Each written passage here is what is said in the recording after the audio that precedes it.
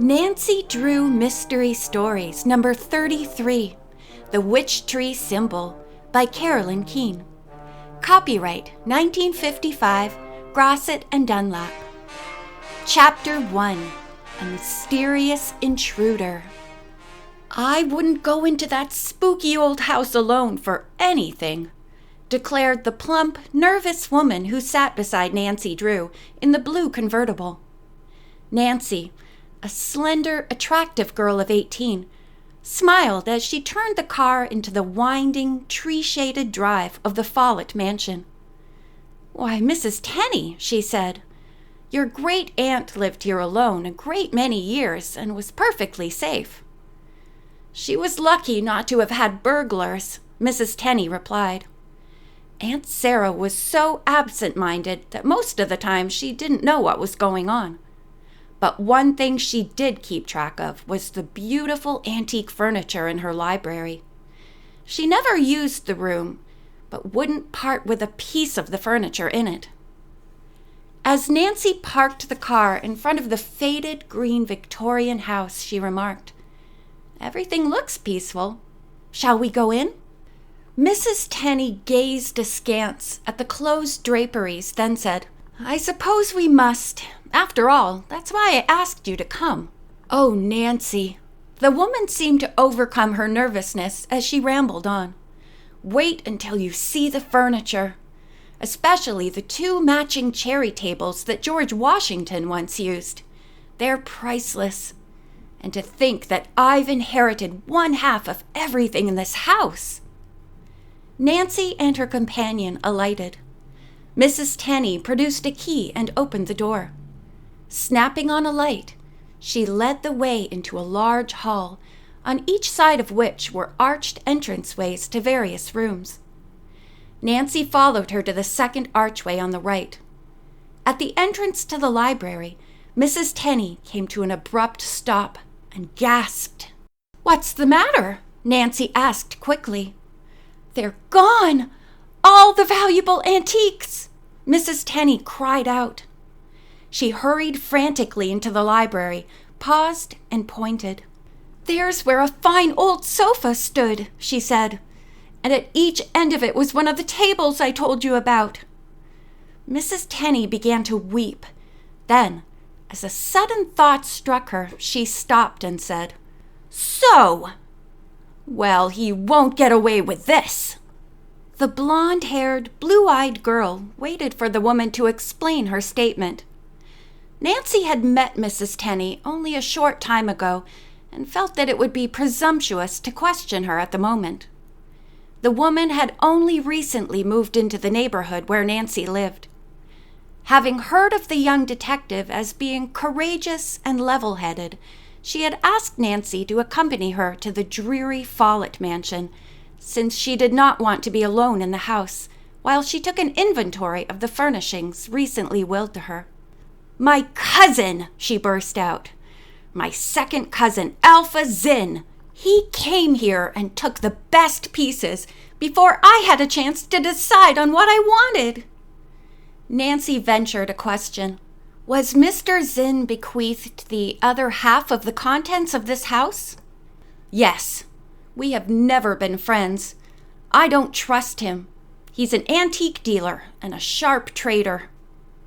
Nancy did not feel that these were very valid reasons for her accusations, especially when half the furniture belonged to Zinn anyway. "Perhaps it was someone else," she suggested. "Let's look for a clue to the burglar." She began searching carefully. In a corner of the library, Nancy picked up a small, crumpled piece of paper. Drawn on it, in colored crayon, was a white-rimmed circle with a red center in which was a black star. Printed underneath the circle were the words, "Witch Tree Symbol." "How very strange," Nancy thought, as she walked across the room to show it to Mrs. Tenney.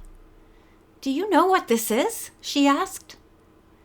The woman gave the drawing one glance, then said, "Of course, it's a Pennsylvania Dutch hex sign. Well, I guess that's all the proof we need," she stated flatly. "Alpha Zinn lives up in that part of Pennsylvania."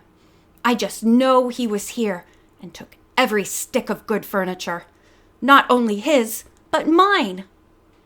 Nancy had to admit that under the circumstances, Mr. Zinn was a logical suspect, but she was far from being completely convinced of his guilt. "What does witch tree symbol mean?" she asked. "I don't know," Mrs. Tenney replied. "But what difference does it make when I know Alpha is guilty?" Although Nancy felt sure that the hex sign might be the clue to solving the mystery, she did not say so. Whether Mrs. Tenney's cousin or someone else were the real culprit, he very likely had come from the area where quaint hex designs, originated in the days of witchcraft, are sometimes painted on barns. Nancy questioned Mrs. Tenney further about the hex sign, but the woman could throw no light on the strange symbol's significance. "When were you in this house last?" Nancy asked. "About a week ago. I came here with one of the executors," Mrs. Tenney replied. "He gave me a key and said I might come back any time I wished." Mrs. Tenney went on to say that the executor had left, and she had stayed behind to inspect some of the furnishings upstairs. But she had begun to feel uneasy alone in the old mansion and had decided to leave. "Are you sure you locked the front door?" Nancy asked. Mrs. Tenney became lost in thought for a few moments. She frowned and then said, "I'm sure that man locked the door after us." "What man?" Nancy inquired. "I thought you said the executor had already left." "Oh, it wasn't the executor," Mrs. Tenney answered quickly. "It was the antique dealer." Nancy sighed to herself. The woman certainly was giving a confused account of things. But patiently, she urged Mrs. Tenney to tell the whole story. "Well, this is the way it happened that day," the woman replied. "I was just going to lock the door when a nice-looking man drove up here. He said that he had heard about Mrs. Follett's collection and was interested in buying any articles that her heirs did not want. So I took him into the library for a quick look. When he came out, I gave him the key to lock the door." "I see," said Nancy, thinking how easy it would have been for the man to make a pretense of locking it. "Please go on." "The man said he had read about Aunt Sarah's antiques in a newspaper. He was in River Heights on business and decided to drive over here and take a look at the pieces."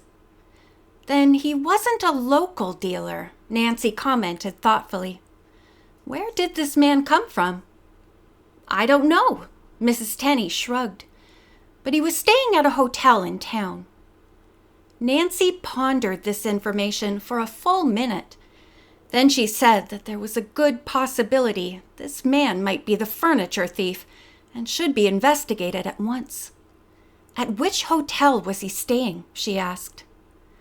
Mrs. Tenney flushed with embarrassment, admitting that she could not remember, nor could she recall his name. "It doesn't matter," said Nancy. "We can go to each hotel in town and inquire about guests interested in antique furniture." As Nancy finished speaking, she and Mrs. Tenney became aware of light footsteps overhead. Someone was on the second floor.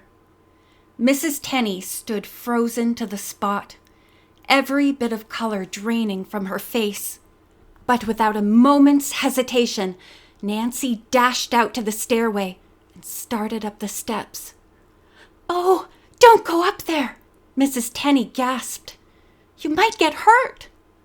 Nancy stopped, not because of the warning, but because she heard stairs creaking. The intruder was probably scurrying to escape. "Is there a back stairway?" Nancy asked Mrs. Tenney. Not receiving an answer, she whirled around. To her dismay, Mrs. Tenney lay on the floor in a faint. Nancy, although realizing that the intruder might get away, rushed to give the woman first aid. A few moments later, Mrs. Tenney's eyelids flickered open. Instantly, Nancy got to her feet and again dashed off in pursuit of the intruder. But the pause had proved to be costly. When she reached the back of the old mansion, Nancy found the outside kitchen door open. Looking out, she saw a tall, slender man disappearing through a hedge at the rear of the property. Realizing that it would be useless to try to overtake him, Nancy locked the back door and returned to Mrs. Tenney. The woman was sitting on the staircase. "How do you feel?" Nancy asked her. "Oh, terrible. Just terrible," Mrs. Tenney moaned. "Please drive me home." "Right away." Nancy locked the front door and helped the woman into the car. On the way to Mrs. Tenney's house, Nancy asked for a full description of the antique dealer. Although the woman was almost too distraught to talk, Nancy learned that he was tall, slender, and dark, with flashing eyes, and was soft-spoken. "But I'm sure that he's not the thief," Mrs. Tenney insisted, as Nancy pulled up in front of her home. "I still think that cousin of mine is responsible. Aunt Sarah always said he kept an eagle eye on her antiques. Of course, I'd hate to have him know I'm suspicious of him, but I'd certainly like to know if I'm right." Then, as a sudden thought struck Mrs. Tenney, she added, "Nancy, would you like to take this case for me? I know you're a good detective. Go up to see Alpha's Inn and find out whether he took the antiques." Nancy promised that she would think it over and let the woman know. Right now, she intended to drive downtown and find out about the mysterious antique dealer who was staying in River Heights. "By the way," asked Nancy, "what does your cousin look like?" "Oh, he's short and plump," replied Mrs. Tenney. "He eats too much."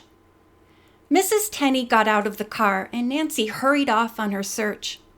Starting with the largest, Nancy went from hotel to hotel.